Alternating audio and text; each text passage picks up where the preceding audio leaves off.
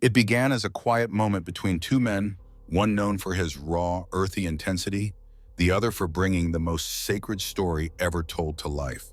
But when Jason Momoa spoke about Jesus, the room shifted. Mel Gibson's grin faded, his eyes welled up, and for a beat, even the cameras seemed to hold their breath. What Jason shared wasn't planned, and what followed left the entire room stunned.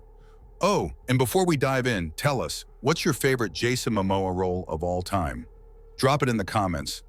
Golden hour light spills through the towering windows of a private screening room in Beverly Hills, stretching shadows across leather chairs grouped like sacred circles. This isn't your usual premiere. Tonight's event is intimate. Just a handful of Hollywood's heavyweights are here for a private look at Mel Gibson's latest film, a project he's bled into for years, both emotionally and financially. Mel steps forward, gripping the mic like a man who's carried the weight of both fame and failure. At 67, he moves like someone who's survived fire and found purpose in the ashes. His gaze sweeps the room, actors, execs, veterans, all drawn to this film that many are already calling his soul laid bare. This isn't just a film, Mel begins, voice low but grounded. It's a reckoning, a journey through darkness in search of something close to redemption. The room settles into a focused hush, the kind that says everyone senses something big is coming. Among the familiar faces, some legendary, others power players behind the scenes, one man stands out not for flash, but for a grounded energy that pulls you in. Jason Momoa sits in the third row, arms crossed, body relaxed, eyes locked on Mel, like he's already leaning into the soul of what's to come. What no one in the room expects is that this night will go far beyond a movie. What's about to unfold will shake how they think about faith, grace, and the wild, uninvited moments when redemption knocks. The screen comes alive with a story of a man torn apart by his own past, fighting for redemption through a brush with a love that breaks all human rules. It's not just a film, it's Mel's mirror, scandal, pain, and a climb back toward a kind of peace. Each shot hits like truth, each word heavy with the voice of someone who's been through hell and made it out changed. When the credits roll 90 minutes later, no one moves. This isn't your typical Hollywood pause. It's the silence after something sacred. Like the air itself is holding its breath. Mel returns to the front, his eyes raw with that quiet hope only real artists carry. "Let's talk," he says, voice a little shaky now. "This story, it's about grace showing up even when we think we're past saving." I'd love to hear what this stirred up in you. Any moments where you've brushed up against the divine? Mel's question hangs in the air like a dare, amo and real, in a business built on polished surfaces and performance. He's asking for something rare, spiritual honesty from people trained to hide behind roles. A few hands go up. For the next half hour, the room fills with voices we don't usually hear this way. Producers open up about their faith battles. Actors recall moments when something bigger than them broke through. Directors speak on how hard it is to capture the sacred without making it feel small. But through it all, Jason Momoa stays silent. His eyes, deep, ocean dark, watch every speaker. Arms resting on his knees, he nods now and then, the kind of nod that says, "I hear you." But his stillness? It speaks louder than words. Mel catches it. There's something in Jason's silence, like a fire held back, something old and heavy, waiting. "Jason," Mel says gently, voice carrying across the room, "you've been quiet tonight. I'm curious, what's going on in you? About all this, faith, redemption?" He pauses, searching for a word with enough weight. "About Jesus." The room holds still again, but this time it's expectation. Everyone knows Jason for his wild strength, but also for surprising moments of soul. They're waiting for something thoughtful, maybe fierce, maybe gentle, but no one's ready for what's about to come. Because Jason's answer? It's not just heartfelt, it's about to wreck the room. What he's about to say will flip everything they thought they understood. About divine love, about forgiveness, and about how grace shows up when you least deserve it. No one in that room realizes that Jason Momoa's words are about to cut deeper than expected. So deep They'll make people question not just their beliefs about Jesus, but what they believe about themselves. Jason leans forward slightly, hands loose between his knees, his frame still but charged.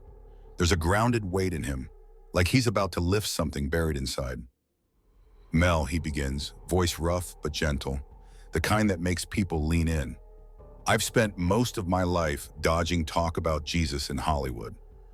Not because I don't have thoughts, I do. He paused, searching for the right tone. But because around here, being real about faith gets twisted fast. Feels like every time someone mentions God, it's tied to press tours and promo shots. The room shifts, a ripple of uncomfortable truth. Jason just named the elephant everyone pretends isn't there. In Hollywood, even belief is branding. But your film, Jason says, locking eyes with Mel.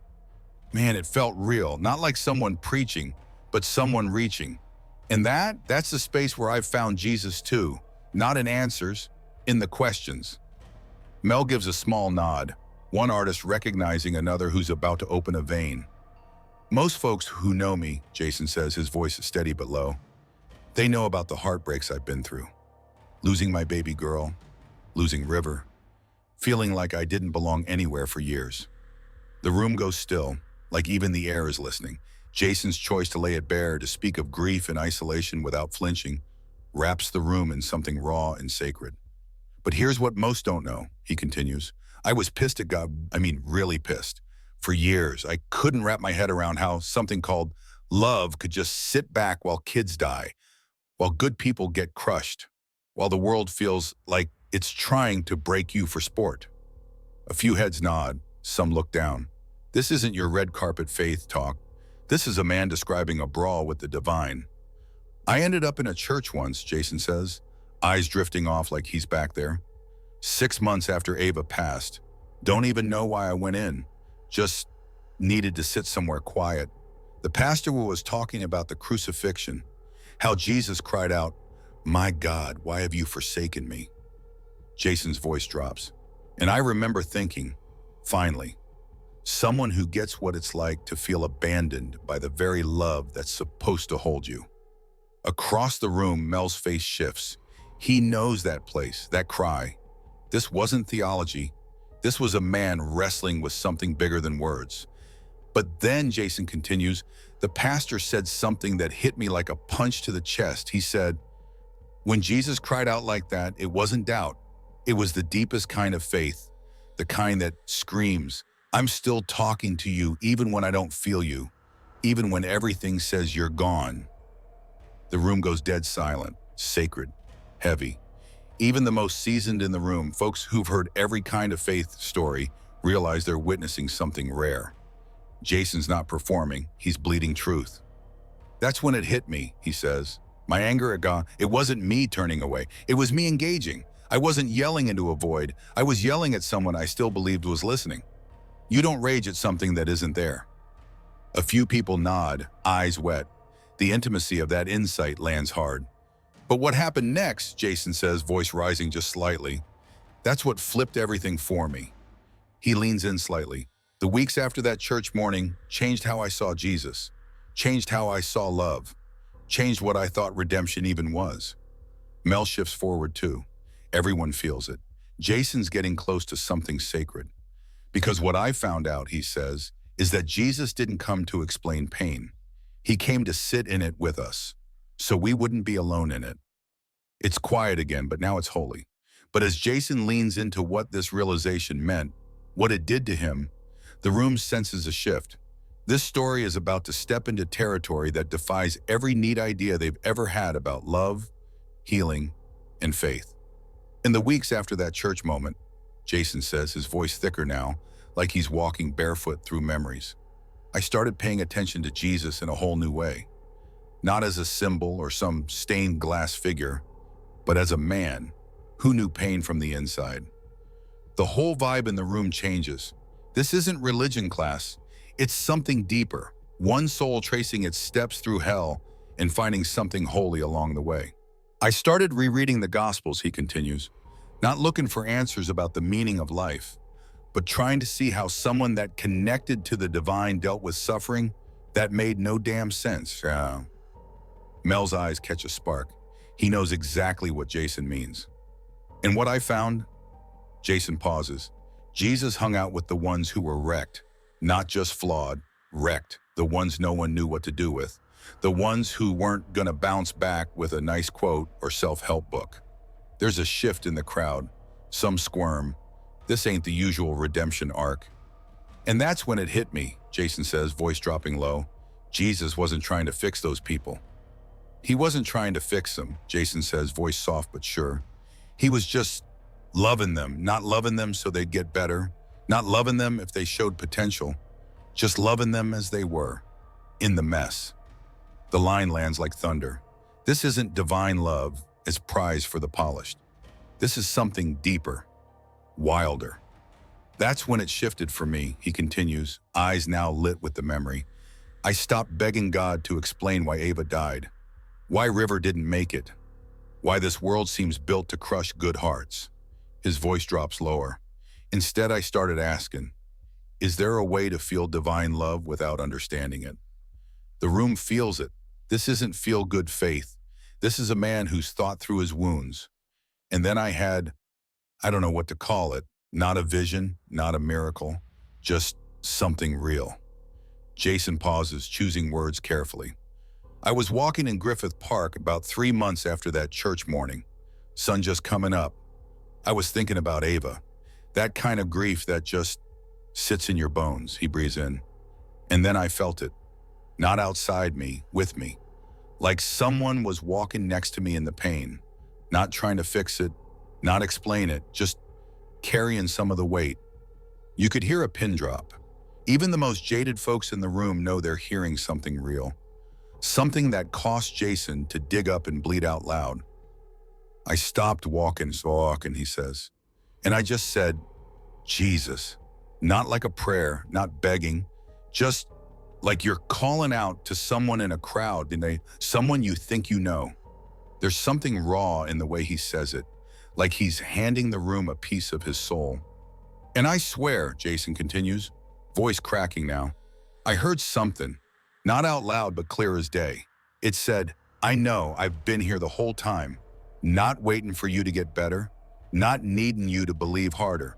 Just here, eyes start welling. These are people who've seen it all, and now they're seeing something they weren't ready for. Truth without polish. That's when it landed for me, Jason says. Jesus ain't about fixing what's broken. He's about loving you so deep that even the broken parts stop feeling like they're gonna crush you. Not fixed, not explained, just bearable. It's simple, and it's seismic, a whole different kind of theology. But Jason's not done. Here's the hard part, he says, face tightening a bit. That moment, that presence, it didn't make things easier. If anything, it made the grief more complicated. His honesty cuts through the room like a blade wrapped in grace. This whole experience, feeling that presence, Jason says, it didn't fix anything. If anything, it made my grief more tangled. The honesty hits hard. Most spiritual stories wrap up neat, darkness into light, pain into peace. But this is messier. I spent weeks after that morning in the park trying to make sense of it, Jason goes on. Was it real? Just hope dressed up as something holy? A mental break? Wearing a halo? Mel nods slowly. He knows that path, the one where your heart's trying to breathe while your brain demands proof. The rational part of me, Jason says, it wanted to scrap the whole thing. I mean, I'm an actor. My job is to feel things that aren't mine, to sell it like it's real. So how could I be sure I wasn't just performing, even for myself? He pauses, eyes distant. But the more I tried to talk myself out of it, the more I saw something had changed, not my world. That was still heavy, but the way I walked through it, that was different. Heads nod in the crowd, they feel it. I was still grieving Ava, Jason continues, voice low. Still missing River, still feeling like the world had taken more than it gave. But somehow, he trails off, the room leaning into whatever's coming next. I still missed River like hell, Jason says, voice low. Still felt like I was floating through life, disconnected, like I didn't matter. But those feelings, they started to feel inhabited. The word hangs heavy. He's not talking about healing. He's talking about company in the ache. It was like that pain I thought I carried alone. Someone else was carrying it with me. He pauses, not taking it, not explaining it, just witnessing it. A deep murmur runs through the room. This isn't rescue theology. This is presence in the fire theology. For months, Jason says, I pushed back on all this. I missed being mad at God. At least that made sense. Anger's clean. You shout, you burn. But this felt dangerous. Mel tilts his head, hearing the truth under the words. Dangerous how? Because it meant love, real love. Might not be about fixing things, Jason says. Maybe it's about staying right there in the mess with you, not rescuing, just not leaving. The idea explodes in the room like quiet dynamite. I kept fighting it, Jason continues, because it flipped every idea I had about divine love. I wanted a God who'd fix my world. But Jesus, he offered to walk through it with me, unfixed. The silence that follows is deep. Some days, he admits, I wished I could just go back to atheism. At least then, pain was just random, but now it felt personal, shared. He exhales, and somehow that made it even harder and holier. But once you feel that presence in your pain, Jason says, you can't unfeel it. You can't go back to thinking your suffering is just yours. He pauses. I don't know how else to say it. It becomes shared pain. The idea lands like a stone in still water. Suffering not as exile, but as communion. This isn't self-help spirituality. It's a wild reimagining of what it means to hurt and still be held. That's when I started seeing Jesus different, Jason says, his voice rising with purpose. Not the version we get in most churches, not the sanitized, floating on air guy, but the one your film showed tonight, the one who bleeds with us. That hit me, Mel, deep. Mel's eyes widen. He senses Jason is about to drop the core of it, the revelation that reshaped everything. Here's where it cracked open for me, Jason says, voice full now. When I stopped trying to make Jesus fit in religion and started seeing him as the universe's answer to pain. The room holds still, breath caught. I was reading the Gospel of John, he continues, the part where Jesus shows up to Lazarus' tomb. He knows he's about to raise him. He has the power to stop the sorrow. But what does he do first? Jason's eyes are glassy now. He weeps. Mel leans in, eyes locked. They're near the heart of it now. He had the fix, but he cried anyway. The question hangs there like thunder without lightning. And I thought, Jason says, his voice catching, why would someone who could stop pain choose to feel it instead? The room leans in, actors, execs, skeptics, everyone drawn into this raw, sacred riddle. Then it hit me, Jason whispers, eyes glassy. Jesus didn't come to show power over suffering. He came to show a willingness to step inside it. The idea rocks the room. This isn't victory preaching. It's something deeper, something braver. The incarnation, Jason continues, wasn't God showing up to fix the human mess. It was God choosing to be in the mess with us. Mel's hand lifts to his chest like his ribs are trying to hold something in. And suddenly, Jason says, all those gospel stories, they hit different. Jesus wasn't healing people to flex divine muscle. He was healing because love couldn't stand to see pain without trying to touch it. A visible shift rolls across the crowd, familiar faith now turned on its head. But here's what broke me wide open, Jason says, voice trembling. The cross? It wasn't God punishing Jesus for us. It was God feeling what we feel at our worst. Our betrayal, our agony, our loneliness, so we'd never be alone in it again. He looks out, face is wet, shoulders shaking. Even Mel's crying now, deep, quiet sobs that rise from somewhere ancient.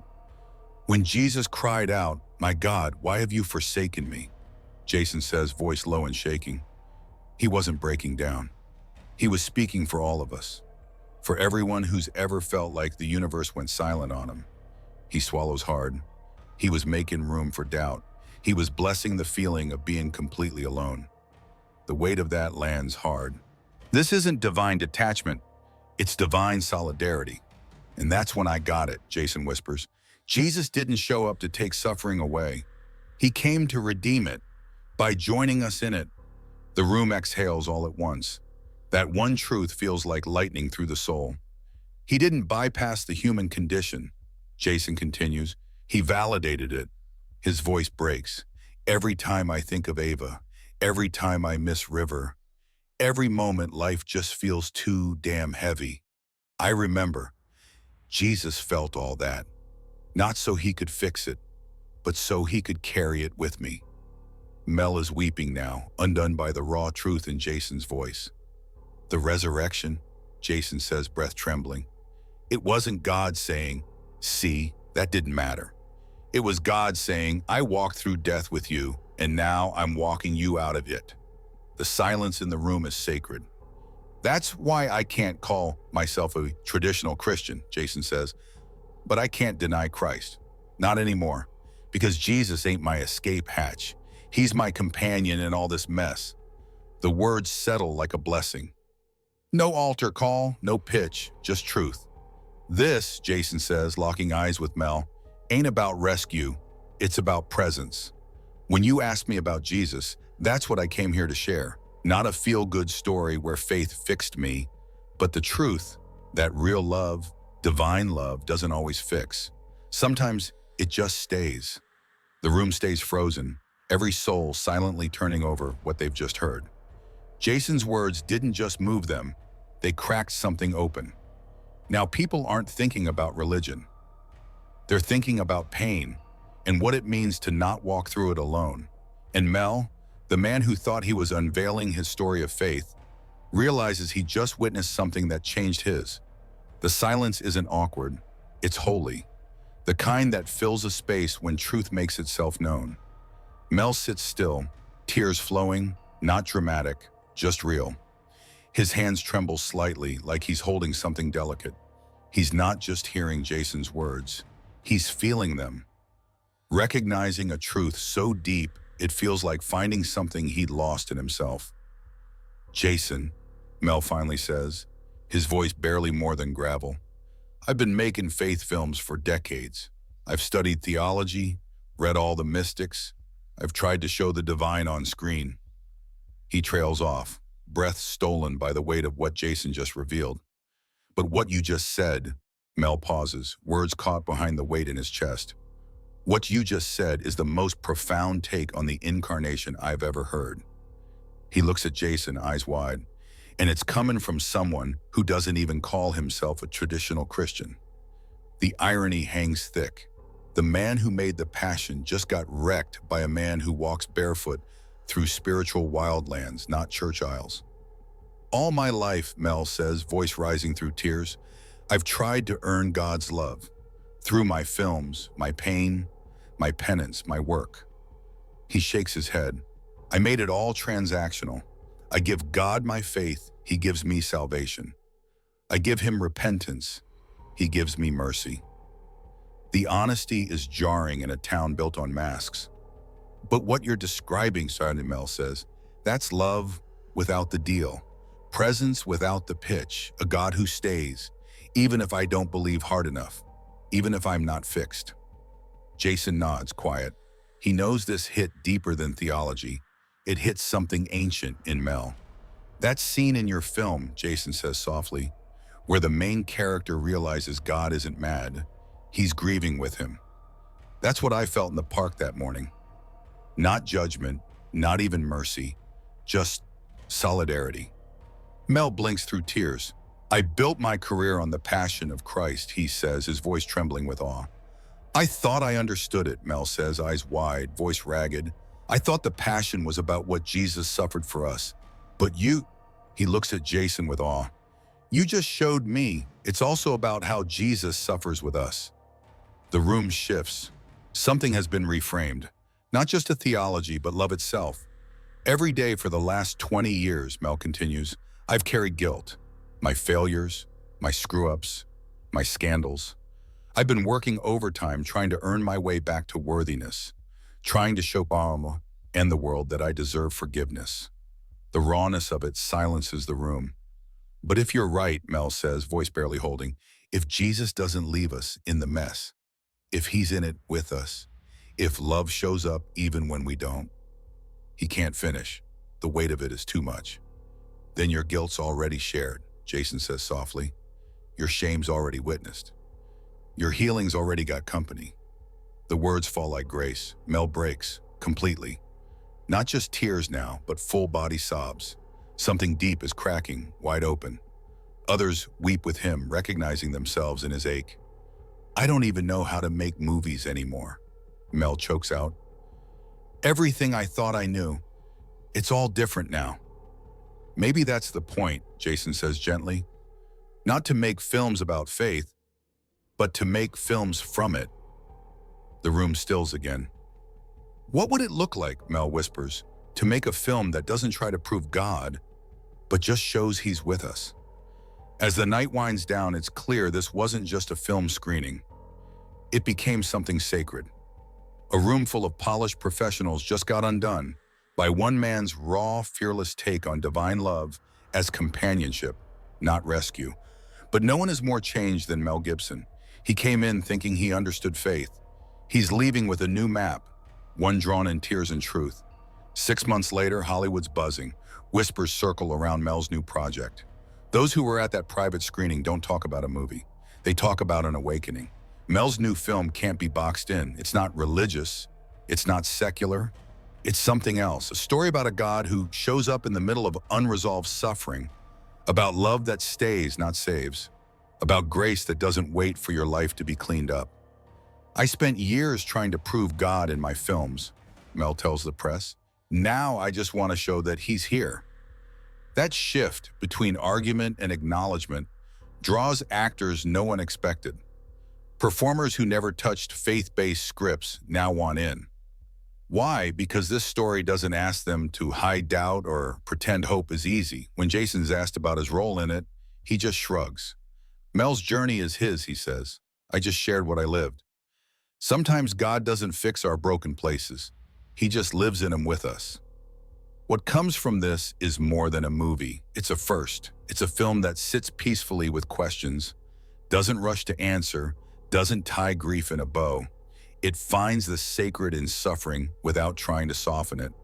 Critics don't know where to shelve it. Some faith audiences think it's too honest. Some secular viewers think it's too open. But for people carrying real grief, it's a lifeline. It's the first movie I've seen, one reviewer writes, that makes faith possible for those of us who don't naturally believe. It says you don't have to be fixed to be loved. The waves go far beyond Hollywood. Theologians call it incarnational suffering, God not rescuing, but sharing. Support groups for grieving parents quote it often. Healing doesn't need your pain to make sense. It just needs it to be seen. Mel speaks often about that night. Spent years trying to earn forgiveness, he says. But real love, it doesn't wait for us to be worthy. Jason keeps walking his own path, quiet, grounded. He rarely talks faith publicly. He doesn't need to. He lives like someone who knows he's not alone anymore. Sometimes, he says, the deepest conversations happen when you stop trying to have one. That old screening room becomes sacred ground, where art met spirit and masks fell off. Everyone who was there left different. They carry Jason's truth now. Divine love doesn't promise to fix your pain. It promises not to leave you in it alone. And maybe that's all we ever needed. Not escape, just presence. Real, patient, unshakable love, right here in the mess.